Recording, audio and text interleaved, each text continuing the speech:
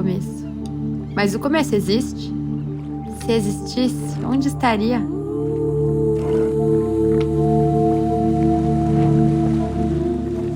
Navego num espelho. Seria mais fácil não dar ouvidos ao chamado. Seria mais confortável esquecer que era possível. Quantas chances nós deixamos passar por apostar no fracasso, mais do que na possibilidade de acontecer?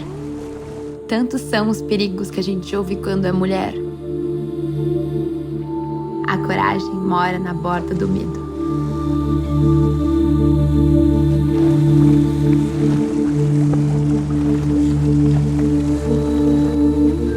O mundo faz chover razões para voltarmos para a semente, guardarmos as folhas crescentes para temer brotar, florescer, semear. Uma mulher precisa viajar para descobrir por si mesma onde é capaz de chegar.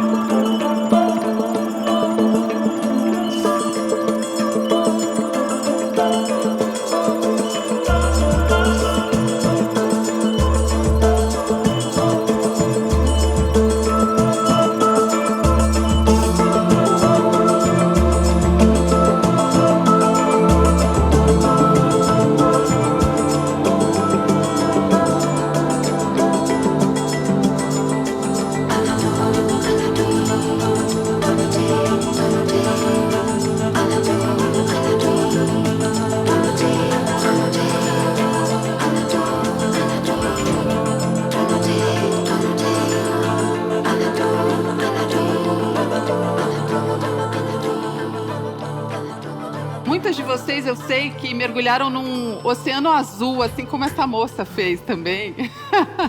Poxa, a mais jovem brasileira a atravessar o Oceano Atlântico num veleiro, sozinha. E ela conta com muita poesia, uma capitã poeta,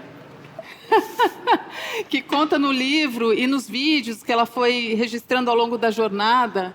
Eu queria que você começasse contando sobre a realização desse sonho, que é um sonho quase de criança. Como é que você fez os planos para isso? Qual é a diferença entre sonho e plano? Sonho não era algo que eu poderia escolher. Os sonhos, a gente descobre que a gente tem, né? Pelo menos é o que eu acredito, porque o sonho ele um pouco reúne assim todos os nossos caminhos, as passagens que a gente já viveu, a nossa própria história de vida pessoal. Eu acho que existe essa descoberta do sonho. O sonho não nos abandona, por mais que a gente deixe para depois. E o sonho evolui, ele muda de forma conforme nossas experiências vão mudando. E eu percebi que para eu poder tirar esses planos do papel e começar, eu precisava protegê-los, porque os sonhos, os planos não eram indestrutíveis como os sonhos.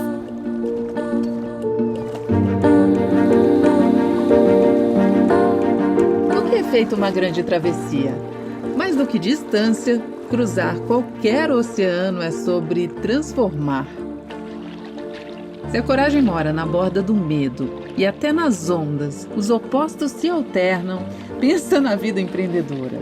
A potência e a vulnerabilidade, a razão e a intuição revezam o tempo todo. E aí, entre o problema e a solução, o lucro e o propósito, quando a tecnologia encontra a mulher, nasce um movimento bonito de ver. Eu diria mais, nasce uma revolução que enfrenta tabus, combate injustiças, protege o essencial.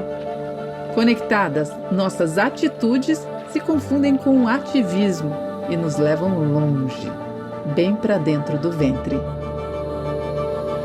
Inovar é um parto.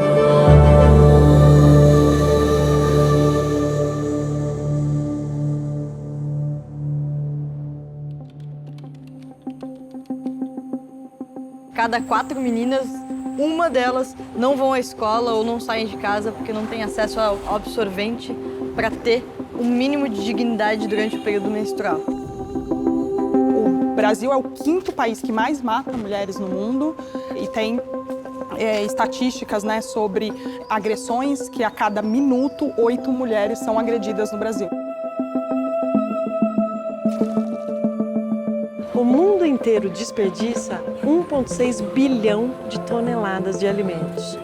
30% de tudo que a gente produz vai para o lixo sem nunca chegar na mesa de ninguém. O crédito é negado 4 vezes mais para um empreendedor negro comparado ao empreendedor branco exatamente nas mesmas condições. A gente identificou um problema de mercado que não estava sendo suprido, que é uma necessidade, né? Era um problema real, que as mulheres precisavam se sentir seguras na hora de contratar homens para prestar serviços nas suas casas. A gente vive num país tem mais de 5 mil municípios. A gente tem 2.500 e poucos que não tem nenhum profissional de psicologia. Porque a gente ainda está falando de algo que é rodeado de tabu, de estigma, de preconceito. Existe um exame que fala pra gente quanto tempo a gente tem pra pensar em engravidar. Sim, ele fala pra gente sobre o nosso estoque de óvulo, mas esse não é um assunto falado, né? Na verdade, o que a gente quer fazer é celebrar a fertilidade da mulher. Eu quero ser para essas mulheres tudo aquilo que eu acredito que a sociedade não foi para mim. Eu vou compartilhar o meu conhecimento, eu vou formar novas mulheres, eu vou potencializar possíveis empreendedoras para ganharem mundo, sabe? Como é que eu posso transformar a tecnologia numa aliada das pessoas e não em mais um parâmetro de desigualdade? A gente está falando de um país que as mulheres tiraram o CPF na década de 70, assim, então a nossa jornada é muito recente, né? E, enfim, eu vejo bons ventos mudando, mas ainda o cenário ele é ainda um pouco complicado.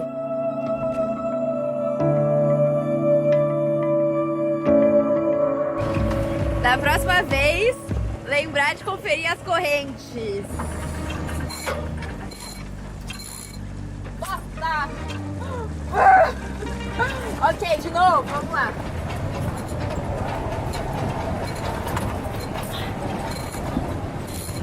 Como se corrêssemos sobre uma esteira.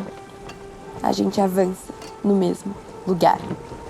O GPS indica que a nossa velocidade é 0. Estamos presas a um elemento invisível. Muito prazer, correntes. Tá bem tenso, porque tem muito vento a favor e ondas a favor, mas a corrente tá contra 2 nós. Isso foi erro meu, devia ter sido mais cedo. Tudo bem, vai dar certo.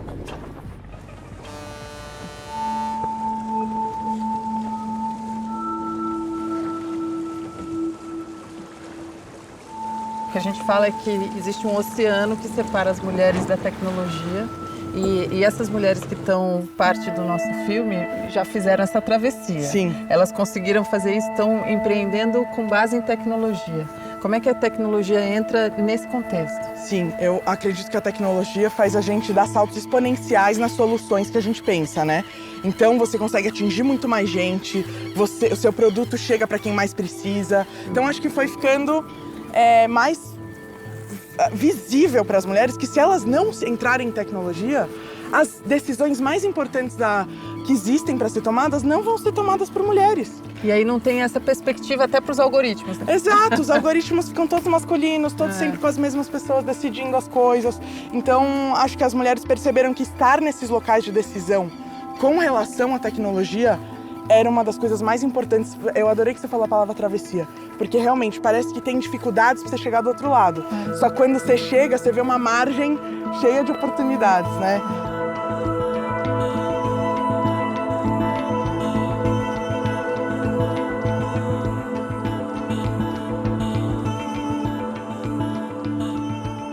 Vamos definir o que é tecnologia, O que é? Então, tecnologia não é codar, programar, bits e bytes, 0 e 1. Tecnologia é qualquer jeito não natural, né? Que você faz alguma coisa melhor, mais rápido ou mais barato. E por que a mulher tem dificuldade de se aproximar disso? Cara, teve um gap, né? Porque os primeiros computadores eram as mulheres. Então, as mulheres levaram os foguetes para NASA, as mulheres codaram primeiro o Wi-Fi que a gente está usando para estar aqui, foi uma mulher que criou. Só que teve um gap da guerra, teve um gap da economia do cuidado. A gente teve que cuidar de alguns setores da economia e a tecnologia realmente foi retirada desse nosso processo.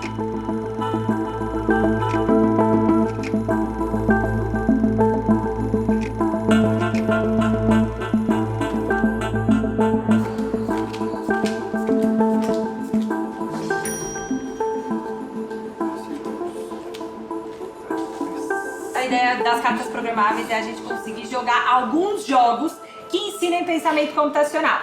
Hoje eu queria falar para vocês sobre o Compile, que é a ideia da gente conseguir, usando um tabuleiro como um acessório, explicar como a memória de um computador funciona, como é que ele processa essas instruções.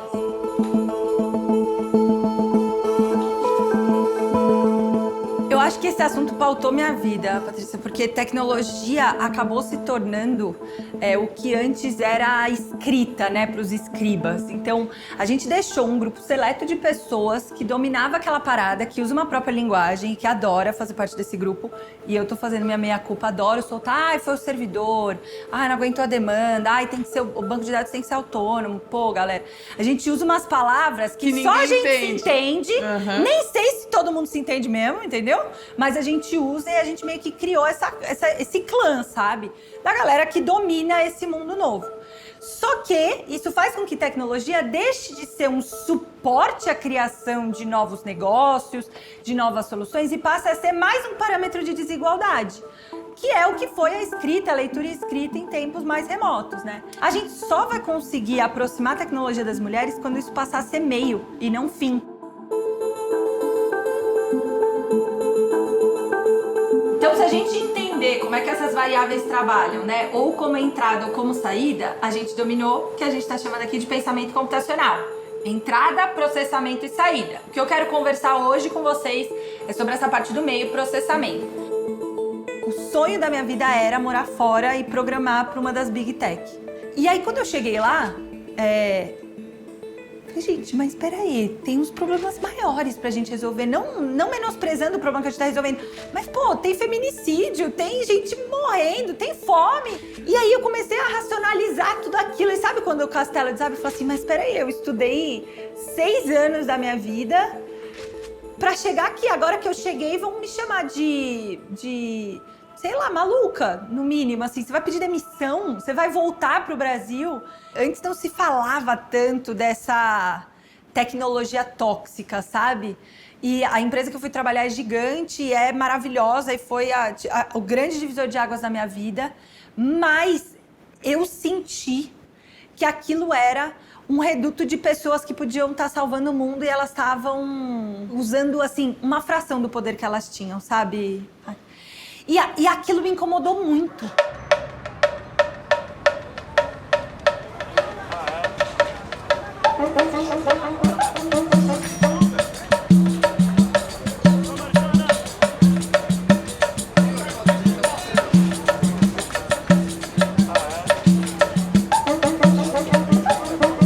Tudo começou numa indignação num momento de lazer. Eu estava lá em casa com o Pedro, meu filho, e a gente queria fazer geleia. E para fazer geleia precisava de frutas maduras. E chegando no CEAGESP, eu começo a ver, ao lado dos box, pilhas e mais pilhas e mais pilhas. Mamão, abacaxi, pimentão, manga, tudo jogado. Ou na frente dos box ou em caçambas de lixo. E aí, frutas e legumes estragados ou não? Não, tudo bom, tudo ótimo, tudo em ponto assim, que seria o ponto para consumo mesmo, sabe? Ele talvez tivesse um pouquinho mais maduro, com uma manchinha ou outra. Ou às vezes não é muito bonito, exatamente. Ele tá meio deformadinho. Exatamente, mas super próprio. Era esse perfeito para o consumo. Perfeito para o consumo. E aí, a gente, olhando para aquilo, eu fiquei absolutamente indignada, porque quando eu vi uma pilha de mamão, especialmente, eu não via mamão. Eu via rostos de pessoas que podiam ter aquele alimento e aquele alimento estava no lixo. Eu tirei uma foto dessa cena, essa cena não saía da minha cabeça. Eu cheguei em casa e falei, gente, eu preciso fazer alguma coisa em relação a isso. E eu pensei, falei, poxa vida, a gente podia juntar a fome, a vontade de comer e dar match, igual fazem esses aplicativos de paquera, por exemplo, né? Então daí nasceu a nossa plataforma do Comida Invisível, que ela conecta pessoas, empresas, grandes indústrias com ONGs, causas e pessoas para fazer essa distribuição dos alimentos.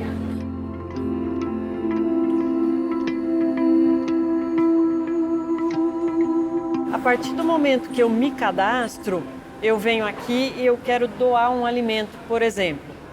eu cadastro esse alimento. Aqui eu venho e ponho a quantidade, o prazo de validade, até quando ela pode ficar na plataforma. E aqui eu seleciono se ela é pública ou se ela é direcionada para alguma ONG. Vamos supor que eu vou fazer uma direcionada. Aqui eu tenho as ONGs que estão próximas desse estabelecimento, mas nessa vez eu vou fazer a doação pública e publico. Todas as pessoas físicas que estão próximas ou as ONGs que estão próximas, elas vão receber essa notificação. Aí a pessoa vem aqui e requer a doação. Leia os termos e aceita os termos.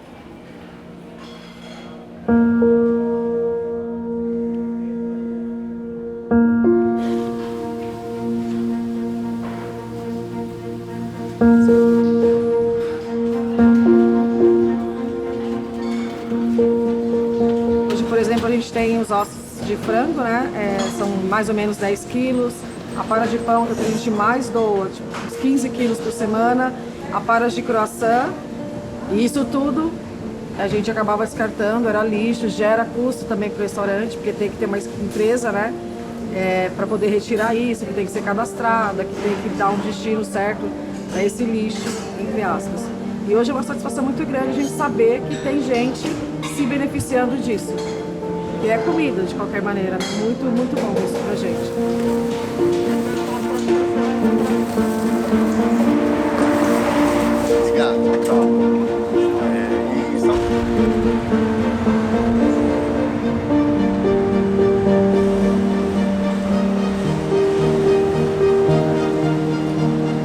Que a gente reaproveita tudo, mesmo os talos dos legumes, das folhas, né?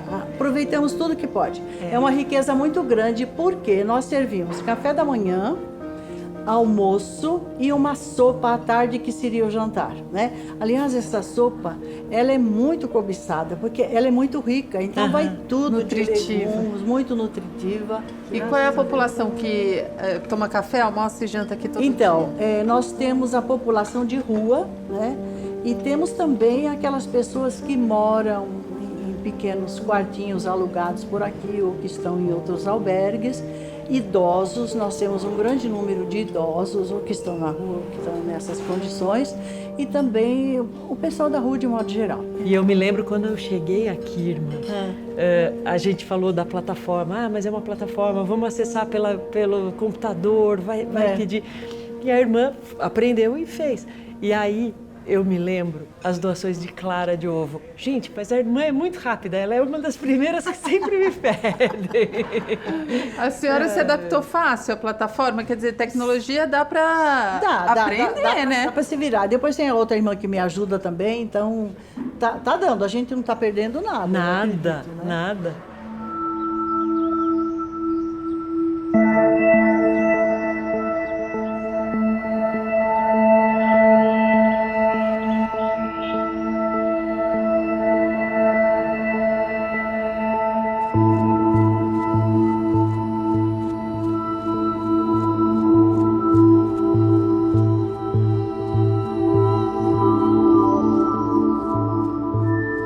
Eu pratico esporte desde criança, meu primeiro esporte foi natação, mas aí quando fui para o mercado de trabalho, eu acabei entrando num período bem sedentário da minha vida.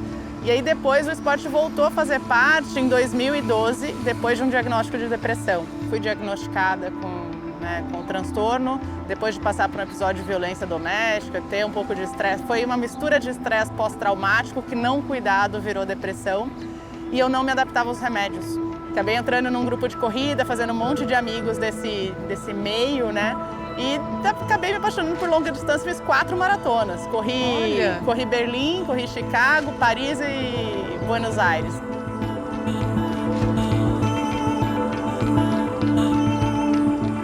Normalmente tem um tripé, eu brinco, tem a parte da atividade física, tem a parte da meditação, que é aquele momento da gente se conectar, prestar atenção na respiração e a própria terapia.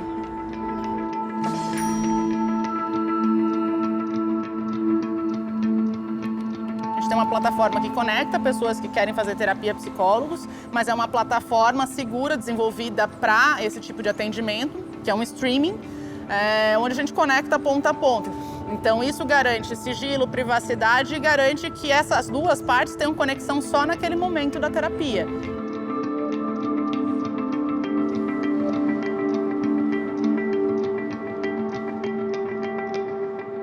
Você teve uma história de violência doméstica que te levou ao quadro de depressão, que te levou à criação da Vitude. Conta pra gente o que aconteceu. Eu costumo dizer que nada é por acaso. Talvez se eu não tivesse passado por esse episódio, talvez eu nunca tivesse conhecido o serviço de um psicólogo, não tivesse passado por toda a experiência e provavelmente não tivesse empreendido. Então eu acho que a gente tem que pegar essas coisas que acontecem na nossa vida e transformar elas. Talvez o limão na limonada, né? Como é que a gente faz com o que acontece com a gente e faz com que as coisas de fato se conectem. E para mim acho que foi uma descoberta de propósito, porque até então eu sempre fui aquela pessoa que desde criança ou desde adolescente quis fazer engenharia. E de repente do dia para a noite aquilo parou de fazer sentido.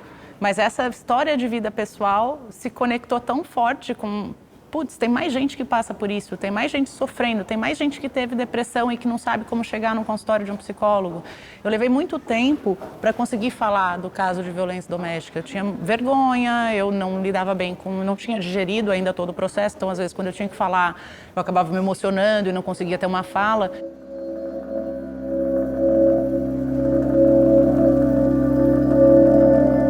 Eu tive um relacionamento que foi bastante tumultuado, com muito ciúme. Em um determinado momento, existiam ciúmes até da minha mãe, do meu pai, da relação comigo, assim, de ter casos da pessoa invadir o meu Skype, se fazer passar por mim, tentar, tipo, encerrar a relação com os meus pais. Eu, tipo, olha, não se aproximem, vocês atrapalham a vida da tua filha, vocês são muito presentes, isso não é bom. E dessas situações elas foram ficando insustentáveis e no momento em que eu tentei terminar a relação, saiu um monstrinho de dentro da caixa. Eu costumo dizer que foi exatamente isso que aconteceu. Ele falou, então, só que se você quiser terminar comigo, a gente estava noivo, não vai ter casamento nem comigo nem com ninguém, porque eu te mato e depois eu me mato. E terminou num episódio de 16 horas de cárcere privado, onde teve tentativa de asfixia, onde eu fiquei ali muitas horas pedindo ajuda, pedindo socorro. A gente estava num quarto de hotel, ninguém vinha. Eu gritei em muitos momentos, ninguém apareceu.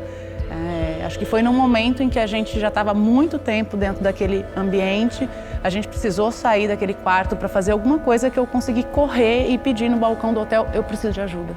Então acho que foi esse o ponto que de fato aconteceu lá atrás, e eu não saber lidar com isso, né, teve um impacto muito grande na minha autoestima, na minha moral. Eu tinha dificuldade de dormir, e como aquela noite especificamente tinha sido muito traumatizante, durante muito tempo eu tive pesadelos. Então eu sonhava com alguém me asfixiando, eu sonhava que a pessoa ia invadir minha casa, eu sonhava que alguém ia matar meus pais. Então era esse tipo de coisa que eu tinha, e isso dificultava com que eu conseguisse de fato dormir. Nossa! Obrigada. Gente.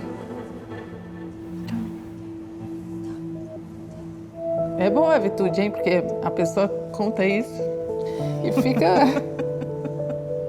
São 8 anos de terapia, 9. Nossa, que coisa mais forte, cara.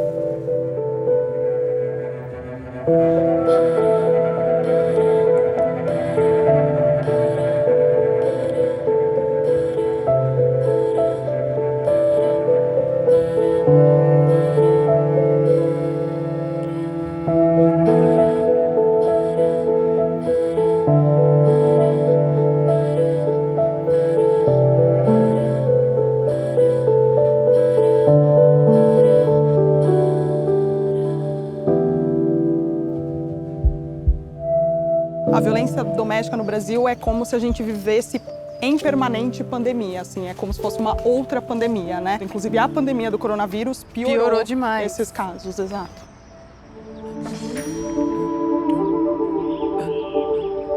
Yasmina é uma organização sem fins lucrativos, a gente nasceu em 2015, a gente tem como missão combater os diversos tipos de violência contra a mulher, e aí a gente faz isso hoje com tecnologia, com jornalismo e também com campanhas de conscientização.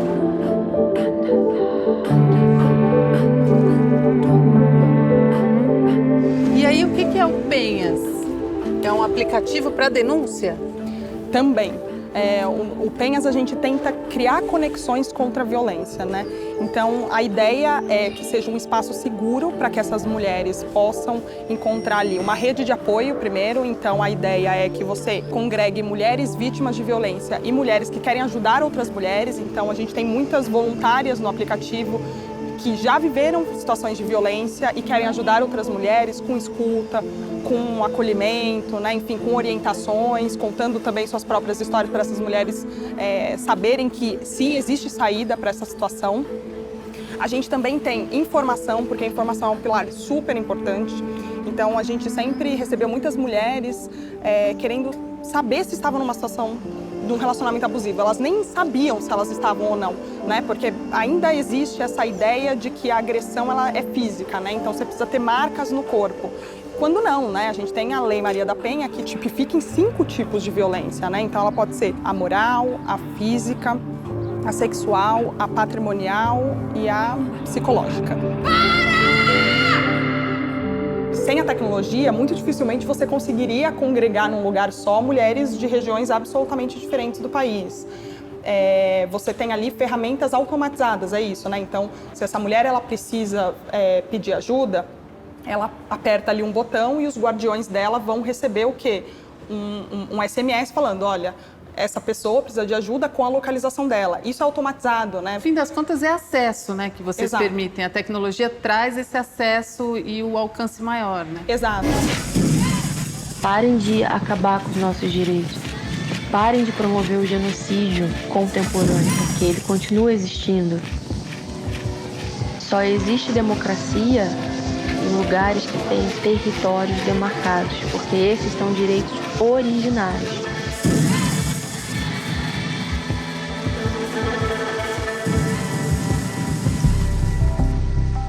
A minha relação com a moda, ela passa por muitas questões. Não acho que foi uma coisa do tipo, vou trabalhar com moda, vou ser estilista, sabe? Eu não me via design, assim, eu não conseguia me enxergar como estilista. Até porque a moda nunca te acolheu, né? Nunca acolheu o povo indígena e disse pra vocês, né? Total, eu acho que não me enxergar nesse lugar tem um pouco desse reflexo, né? Da gente não se enxergar em lugar nenhum, nem numa revista de moda, nem num comercial na TV. Nem ver uma cantora indígena em ascensão ou uma atriz, né? E aí sempre que a gente tá nesse lugar, até então, a gente ainda era visto como algo muito distante dessa sociedade, né? Exótico, né? A exotificação, a objetificação e também essa relação de que se você tá na cidade, você é realmente indígena, sabe? Esse contexto de questionamento sobre a nossa identidade, ele é extremamente racista. Então eu vejo moda também como expressão política, social, ativista, sabe? Não enxergo moda só como estética. Eu acho que a moda é uma ferramenta de luta para mim. E eu acho que o meu trabalho na moda, ele tem esse peso, esse valor e essa força, porque ele está muito associado a resgatar esse lugar de orgulho, de pertencimento, né, e de representatividade. E dizer, vocês precisam também ser parte, sabe? E vamos ser parte junto.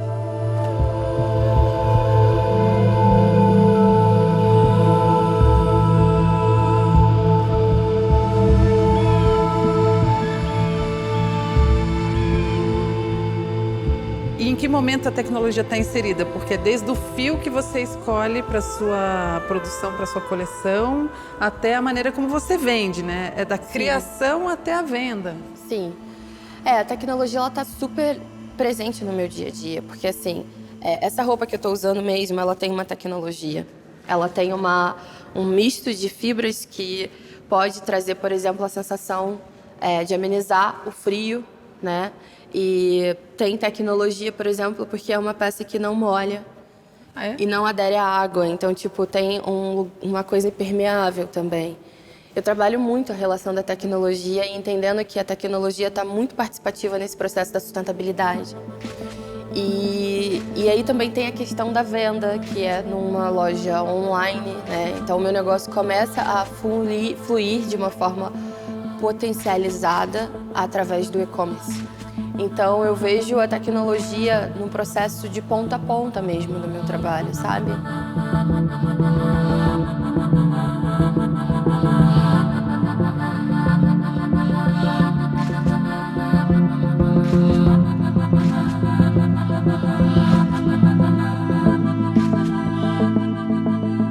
Olha, a maior inovação que a gente pode fazer, eu acredito que é voltar a se conectar com a natureza e tirar as lições, né, do que ela nos ensina, assim, desse empreendedorismo raiz. Empreendedorismo raiz, total, conectado com a essência, né? Sim, e conectado com as coisas que a gente esqueceu, né? Porque parece que todos os problemas que a gente está vendo surgirem, a gente está voltando lá para trás e para ver como é que os nossos ancestrais faziam. Quais são as lições dos indígenas? Que o planeta está se regenerando e como é que a gente aprende com ele? Então, acho que se você olhar para o meio ambiente e para a natureza, você sempre vai tirar lições para inovar.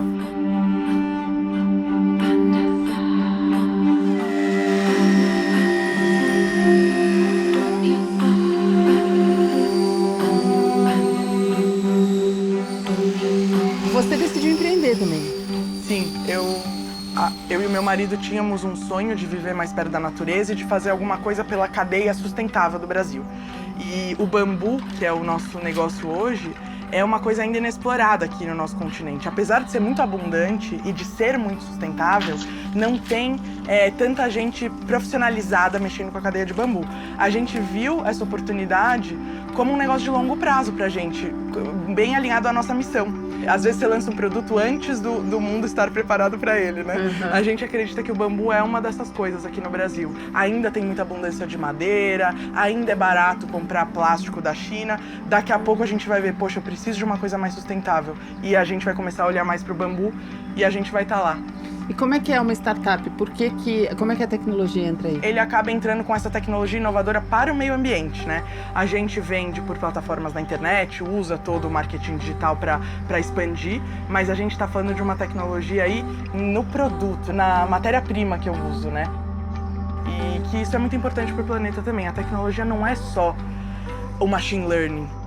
A tecnologia não é só a inteligência artificial, ela é também o tipo de produção que você está usando, se você está fazendo uma economia circular e não está gerando resíduos para o planeta, né? Tudo isso é tecnologia também, né?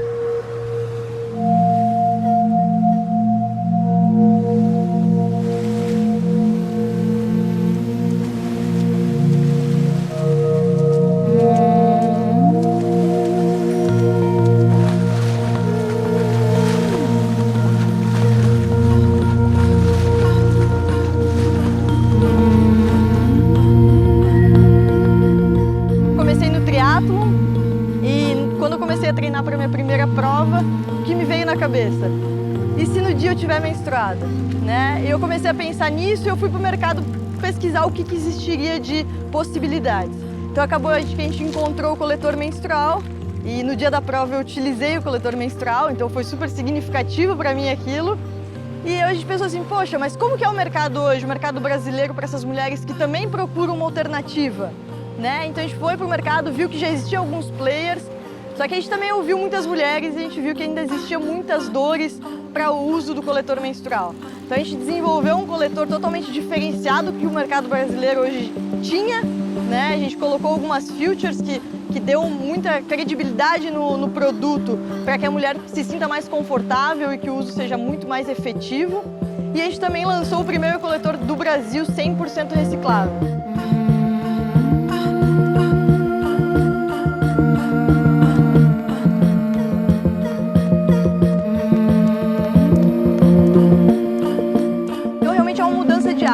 Então quando a gente pergunta assim, mas qual que é o propósito da Yuper? A gente sempre fala, né, que é mudar um hábito da população, é mudar a maneira que a mulher se relaciona com o seu período menstrual.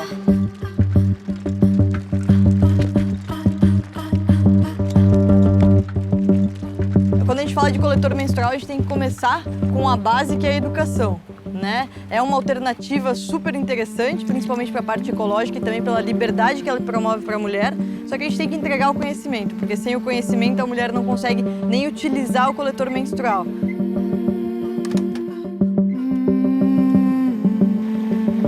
Aqui em Florianópolis, o número de meninas que não têm acesso ao saneamento básico ou à higiene básica mesmo durante o período menstrual é muito grande. E aí veio essa ideia da Ângela de, ao invés de fazer a distribuição de absorventes descartáveis e outros itens de higiene que são de curto prazo, de solução de curto prazo, ela veio com a ideia da doação de coletores menstruais. É muito mais difícil a questão da aceitação, porque envolve uma questão educativa, né? É uma mudança de hábito, É uma né? mudança de hábito total, assim, para quem não conhece, para quem não tem acesso, para quem nunca ouviu falar. Entra a questão de saneamento básico também, que é bem complicado aqui, porque tem, principalmente no verão, tem períodos, assim, de alta temporada, que muitos morros ficam sem água. Então a gente consegue atingir as pessoas que têm acesso ao saneamento básico, conseguem fazer essa higienização, a esterilização correta do coletor e, de certa forma, conseguir atingir pessoas a longo prazo também.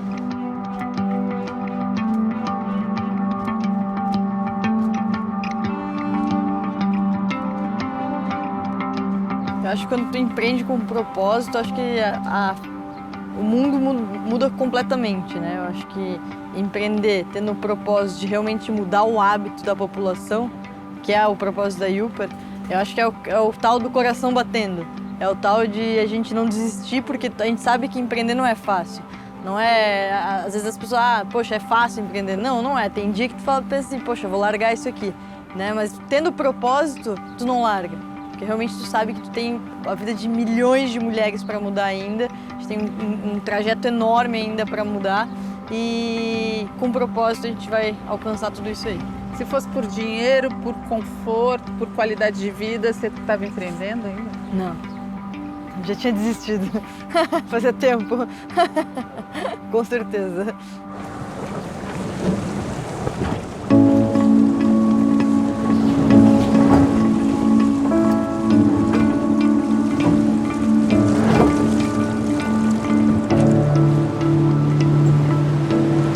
Cheguei sem piloto automático, né? Eu tinha perdido eles numa tempestade, num pirajá, que foi um pouco forte. Eu cheguei sem rádio VHF, cheguei sem luz de navegação, a onda arrancou. Então eu cheguei assim com vários equipamentos que eu achava que eram fundamentais. Aparentemente não foram tanto. Sofri muito, mas eu queria tanto chegar que era isso. E chegou num ponto, assim, onde, quando a gente estava no meio do Atlântico, onde eu não tinha, assim, por mais que em vários momentos eu assim, quisesse desistir, podia fugir, já era o ponto de chegada. Então a melhor maneira de desistir era concluindo a viagem exatamente como era o meu plano. Acho que isso foi algo que foi muito positivo para mim, não poder voltar atrás, não ter a chance. Tenho certeza que se eu tivesse, antes de partir, sabido todos os desafios que eu ia encontrar, eu não teria partido. Quantas aqui já pensaram em desistir da empresa? E justamente porque eu não sabia, né, quais eram os perigos que eu encontraria, e eu parti mesmo assim. Mas toda vez que eu estava em dúvida, ou que eu estava com muito medo, ou que eu deixava de ser racional e começava a deixar as emoções falarem por si próprias e tomarem o controle de mim, eu pensava, Tamara, sei que tá muito ruim, o mar tá muito grosso, o vento tá muito forte, mas fica calma, fica tranquila, porque no futuro você vai estar navegando em outras águas, tudo será muito pior. E aí, de repente, eu começava a ver os problemas como aliados.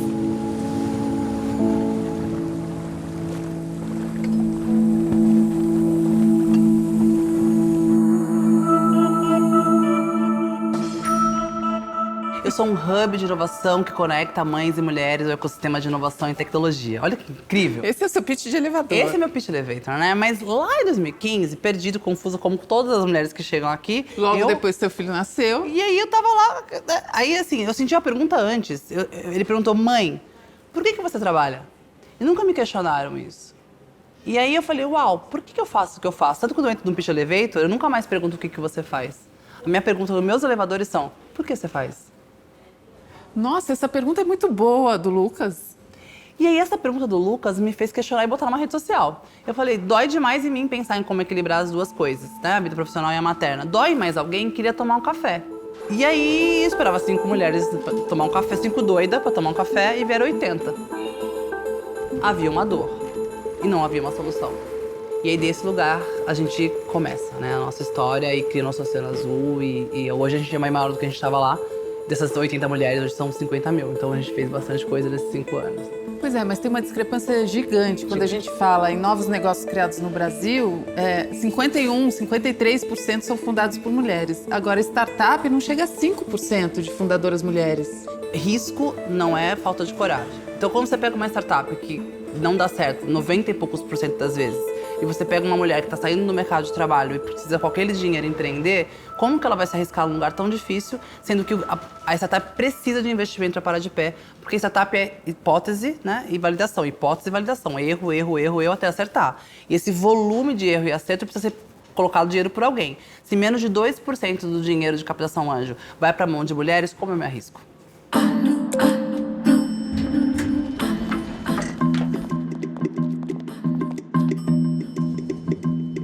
Eu sou investidora. Esse é o pitch de elevador. Como é que é? Bom, a Vitude é uma solução de psicologia online, educação emocional para empresas. A gente ajuda empresas a mitigar riscos, reduzir custos e, eventualmente, aumentar a receita em função da produtividade e do bem-estar dos seus colaboradores. A Fio é uma plataforma que desenvolve soluções para a intimidade feminina e a gente acredita que mulheres conectadas com o seu corpo são mais seguras, livres e possuem mais autonomia em todas as áreas da sua vida. Camila, a gente está no elevador, você encontrou um investidor. Qual é seu pitch? Eu acho que eu chamava ele para um café. Acho que os últimos 10 anos da minha vida merecem mais do que poucos segundos no elevador. A gente costuma, evangelizar o mercado do empreendedorismo, Paty, de que uma grávida faz um bebê em 9 meses. Mas 9 grávidas não fazem um bebê em 1 mês, porque existe um processo de gestação, de amadurecimento. Então, normalmente a gente convida os investidores para pelo menos uma meia hora de papo, para a gente contar o que a gente espera, o que a gente quer, o que a gente não quer. Então, eu chamaria ele para contar a história da escola no café.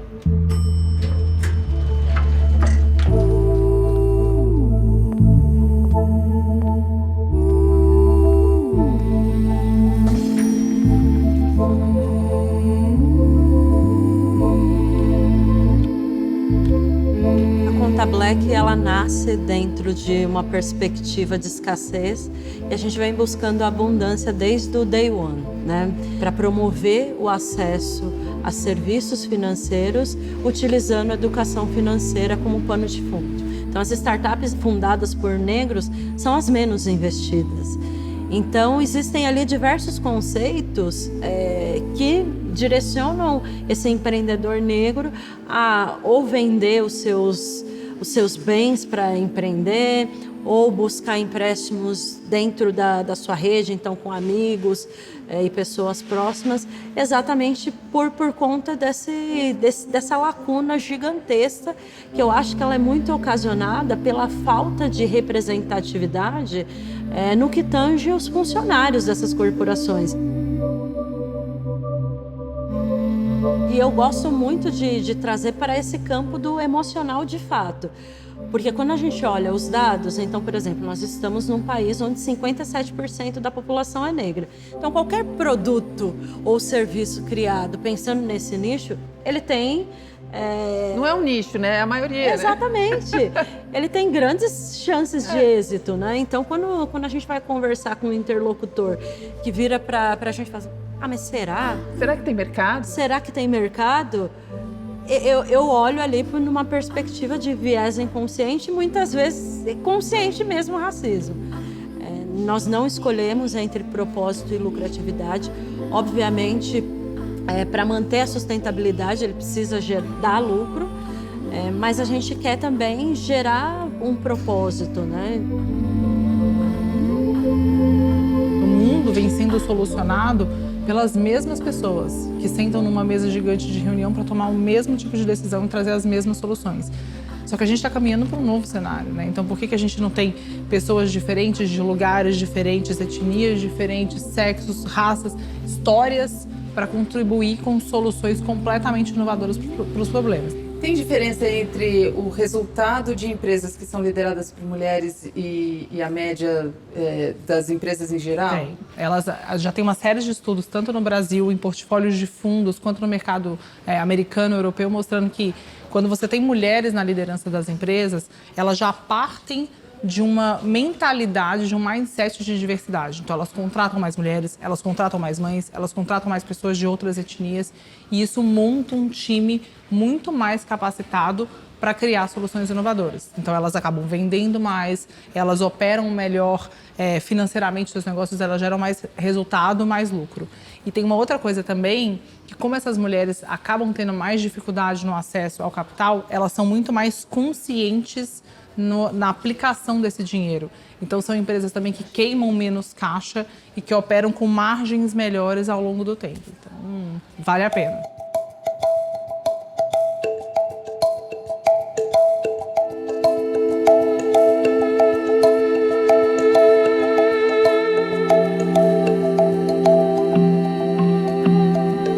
São muitos investidores homens.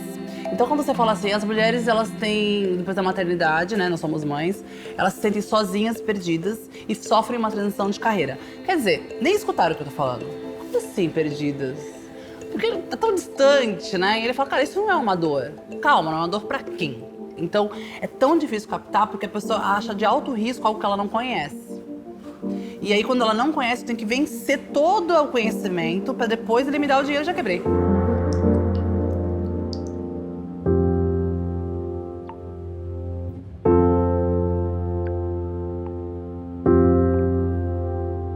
Eu fico imaginando a dificuldade, se as startups lideradas por mulheres já têm dificuldade para captar investimento, uma fintech ou uma startup que é ligada ao prazer feminino deve... que tipo de coisa você ouviu de investidores quando você deu seu pitch? Ah, mas vocês vão fazer um lubrificante com hidratante natural, mas se isso não existe é porque ninguém nunca pediu, porque é tão tabu o negócio, assim, a gente fala tão pouco sobre ressecamento vaginal, a gente fala tão pouco sobre essas microfases da mulher, que às vezes nem é por mal que se fala isso. Nós somos maioria no Brasil, sabe? Na grande parte do mundo, mulheres são maioria. E tem uma recorrência também nisso. Tem uma recorrência na menstruação, tem uma recorrência no ressecamento vaginal. O puerpério é uma fase extensa da vida da mulher. Então, como mercado, assim, me chamava muita atenção como é que a indústria não estava olhando para isso, sendo que tinha esses pilares, assim, né? Que dá sinal que é um bom mercado.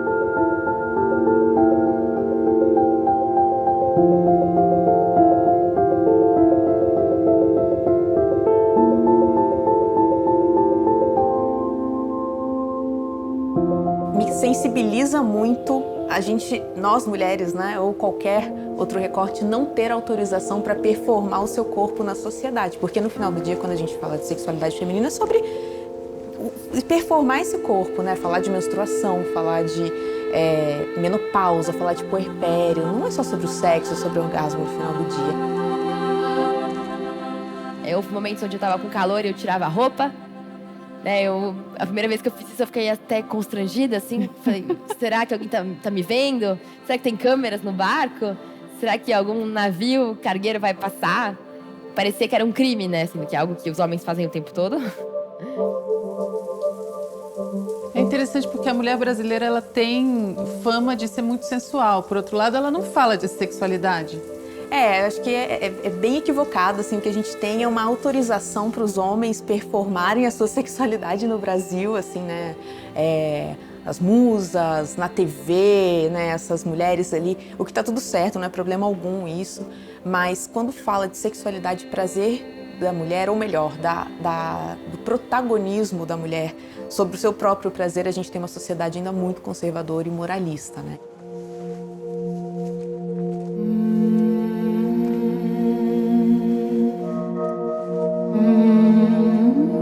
Durante 2 anos, antes de partir, antes de comprar meu barco, eu tinha buscado patrocínio para fazer o meu barco, mas sempre chegava num ponto onde as pessoas de mais responsabilidade olhavam para o projeto e falavam assim: mas e se essa menina morrer no mar?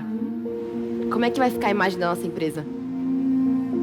E era muito frustrante porque eu não podia defender que eu ia conseguir, podia dar a certeza de que eu não ia morrer, porque existe esse risco iminente, que também existe na Terra.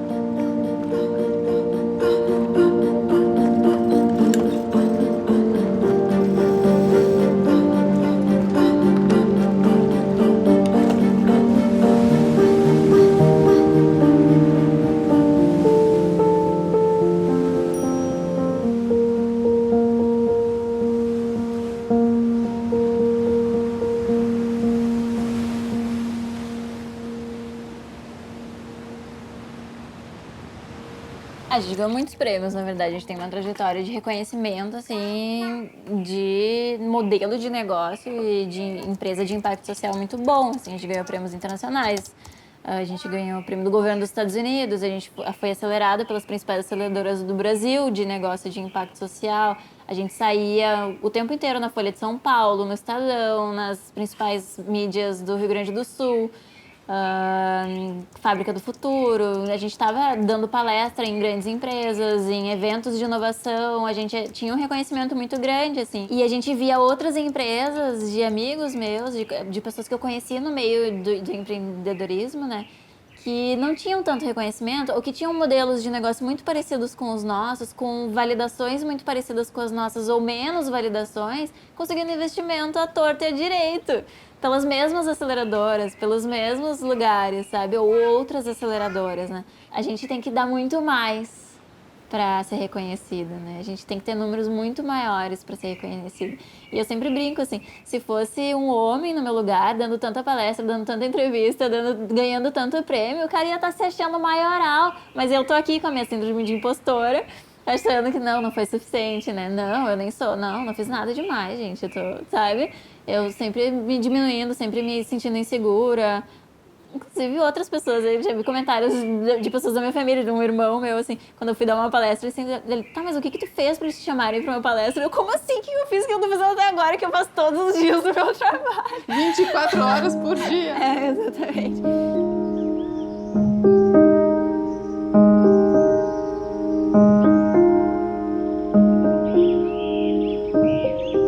O que foi a maternidade para quem estava empreendendo? O que ela significou na sua empresa? Foi um baque.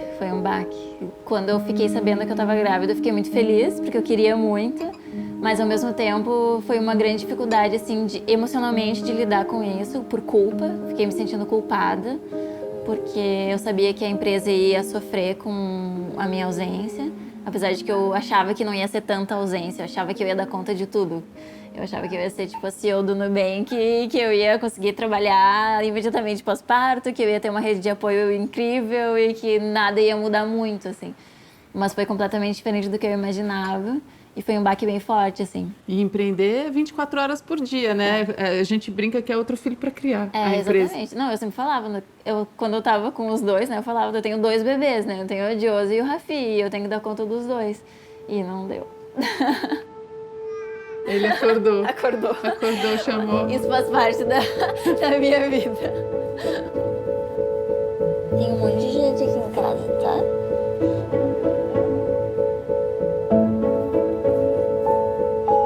Minha cama de acordar. Ai, meu Deus, coisa mais linda.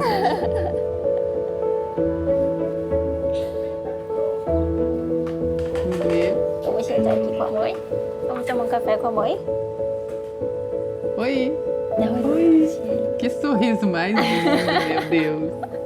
Pode continuar posando, mas não tem ninguém prestando atenção no que a gente tá falando, né? Com esse sorriso. Só com esse gurizinho. Com esse sorriso, ninguém vai prestar atenção no que a gente vai dizer. Como é que vai ser? Hein?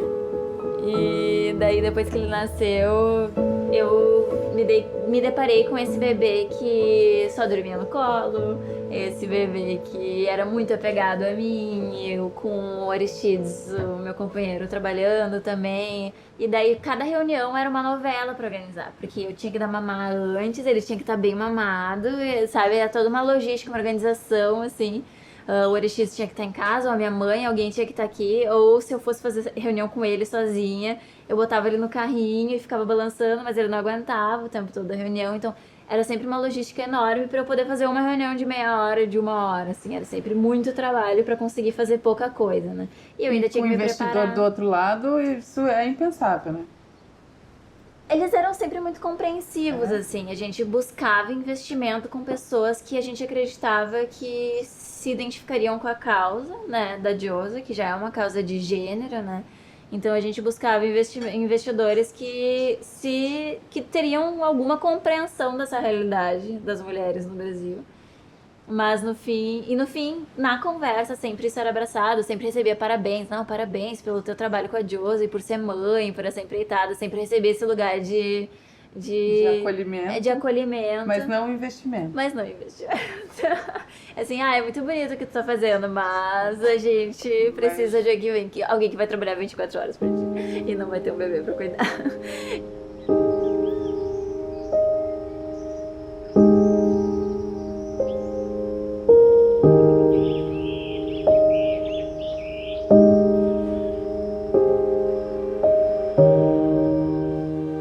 E aí, olhando todo esse contexto, fechar a Diosa é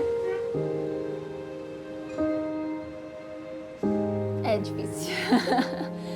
É difícil porque a gente vê que a gente deixou...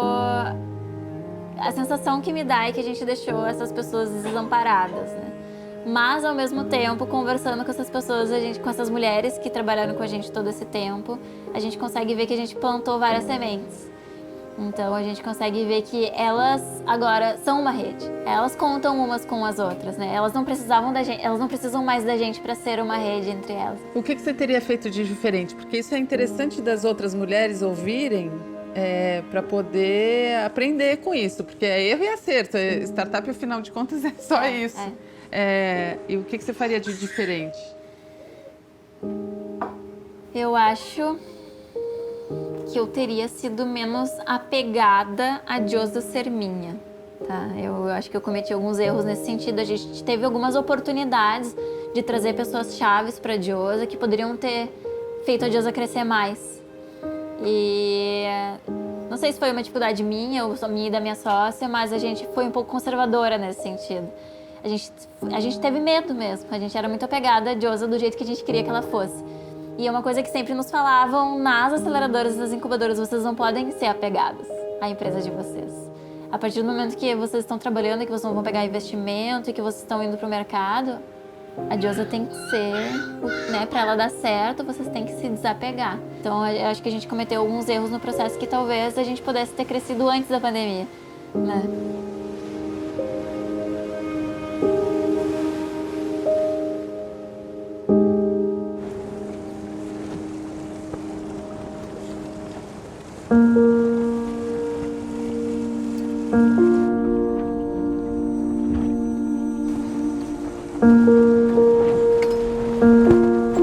Somos muitas aqui dentro. Tem a capitã, a imediata, a chefe de máquinas um pouco desastrada. Tem a eletricista, que é inexperiente, mas esforçada. Tem uma que gosta de velejar e só. Outra que liga o motor nas calmarias porque acha paciência. Tem a que sofre, a que cuida dela. A prática e a poeta. Somos várias e às vezes somos demais, de modo que o barco está sempre excessivamente bagunçado ou exageradamente limpo. Sozinha, eles não sabem. Quando a gente se entrega inteira, quando a gente cuida de cada ponto e cada nó, a gente nunca está só. Vem conosco uma manada, afoita e latente, uivando para seguirmos sempre em frente.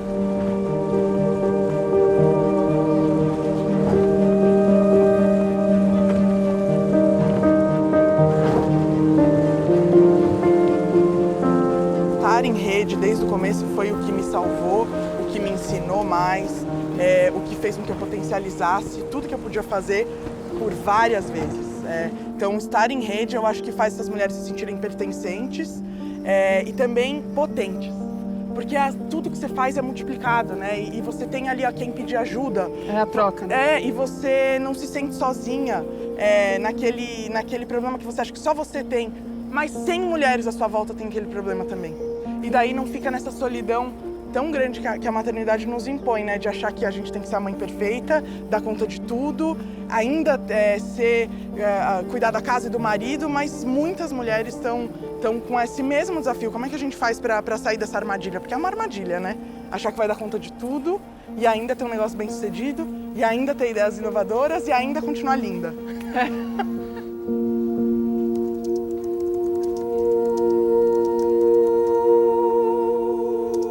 Algumas mulheres puxaram movimentos diferentes e foram ganhando visibilidade, foram abrindo espaços para outras, não foram sozinhas liderando.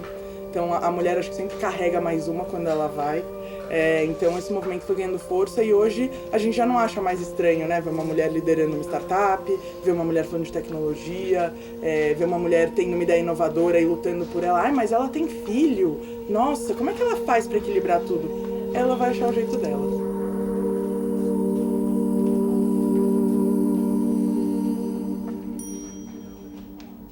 Está crescendo bastante um universo de mulheres que estão apoiando, empoderando mulheres a captar mais e melhor, né? Então isso eu tô achando super legal, assim, muitas conexões, muitas mentorias e aceleradoras que estão fazendo a mulher deixar de ter vergonha, porque às vezes, tipo, no começo foi sobre isso, assim, que vergonha, pedir dinheiro, como assim? Mas não é pedir dinheiro, né? É convidar uma pessoa para uma coisa, para um negócio que pode ser gigante. E quando você muda essa ótica, essa forma de pensar sobre captação, acho que muda também bastante a sua relação com o investimento de uma forma geral.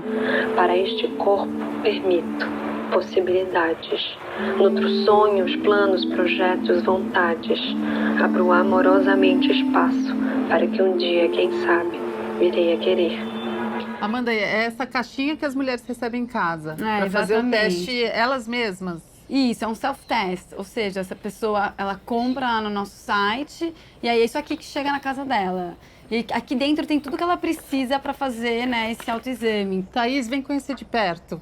A Thaís é a diretora de fotografia e começou a pensar nesse assunto. Tá com quantos anos, Thaís? 39. Ai, que legal. Então senta aqui, já vem fazer seu teste. Você tem alguma pergunta? Qual foi o interesse pelo teste, Thaís? Conta pra gente. Bom, na verdade, é a pressão social, né? Tenho 39 anos, aí eu tenho as minhas sobrinhas perguntam, tia, você não vai me dar primos?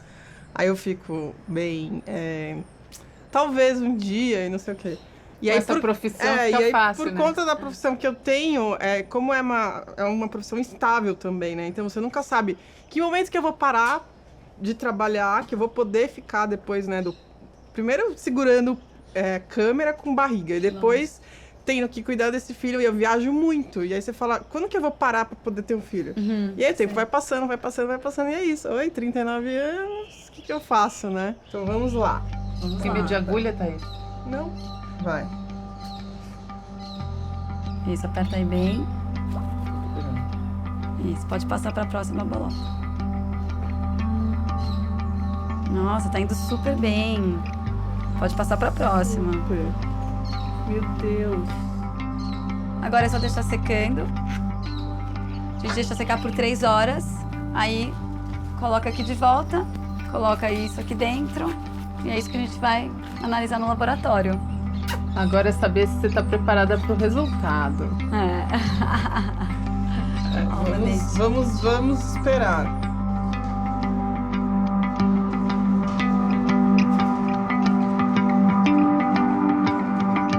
Eu acho que na nova economia, confiar é esperar que o outro faça a parte dele na hora certa. E eu acho que isso as mulheres sabem fazer muito bem. Você nunca sabe onde vai estar sua próxima investidora, ou sua próxima sócia, ou sua próxima cliente. O que a gente faz é facilitar essas conversas todas.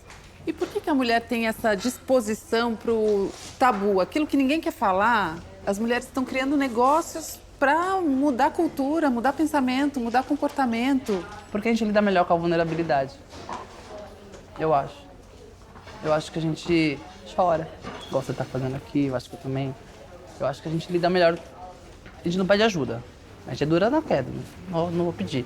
Mas ao mesmo tempo, quando a gente acha um ambiente seguro como é esse que a gente está aqui agora, a gente lida melhor com isso. E a nova economia, que é ágil, volátil, né? Incerta, ambígua, ela tem que ter intuição.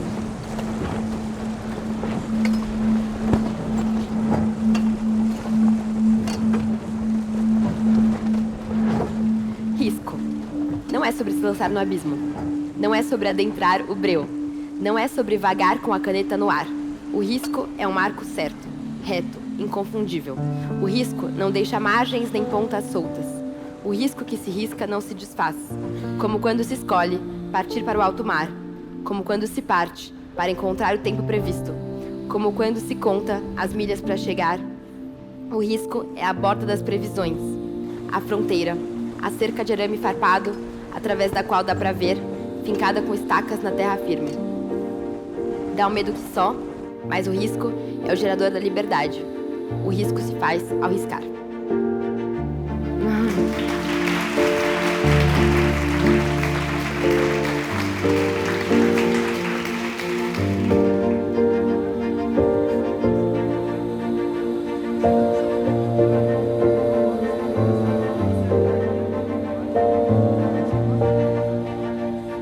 A jornada do empreendedor é uma jornada cheia de desafios, de você superar qualquer obstáculo, de você saber lidar com as situações da melhor forma possível e fazer acontecer.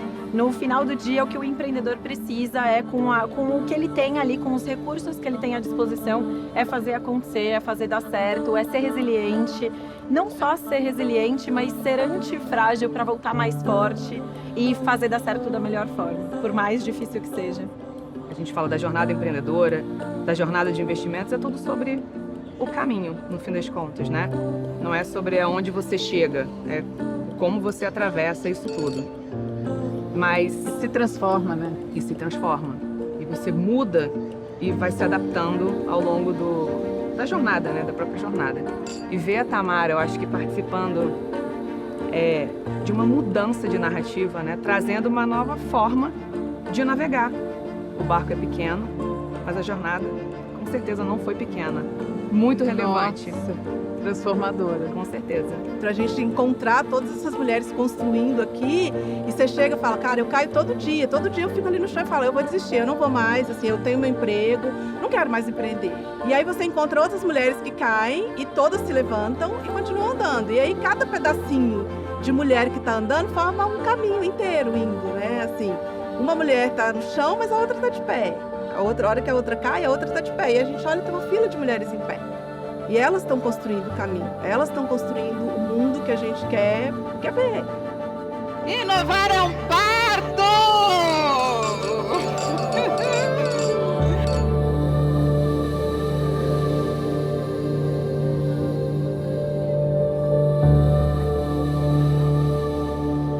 Mas eu acho que inovar é um puerpério.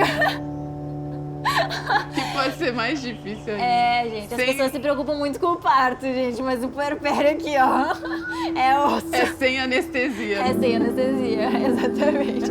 Amamentação, não dormir, lidar com toda essa situação nova, aprender junto com o bebê. E a empresa é isso, gente. É preocupação, é aprendizado, o bebê tá mudando o tempo inteiro, a empresa tá mudando o tempo inteiro. Então, pra mim, tem muitos aspectos muito parecidos, assim, da maternidade e de ser empreendedora, né? Então, eu diria que empreender é como se fosse um puerpério, assim, qual é muito desafiador. E é muita responsabilidade, depois que a gente passa de uma etapa.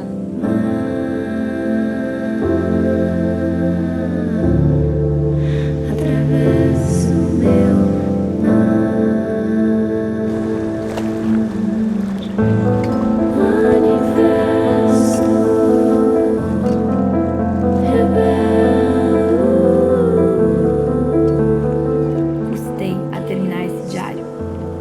deixar ele em aberto esticar essa viagem, fazendo ela perdurar sobre os dias na terra. Terminamos essa travessia com coragem para muitas mais, com a certeza de que somos capazes de muito mais do que a gente pensa. Aprendemos a navegar em tempestade, a gerir a angústia que é a espera, a chegar melhores do que antes, maiores do que antes, a ir longe juntas e repartir muitas vezes mais.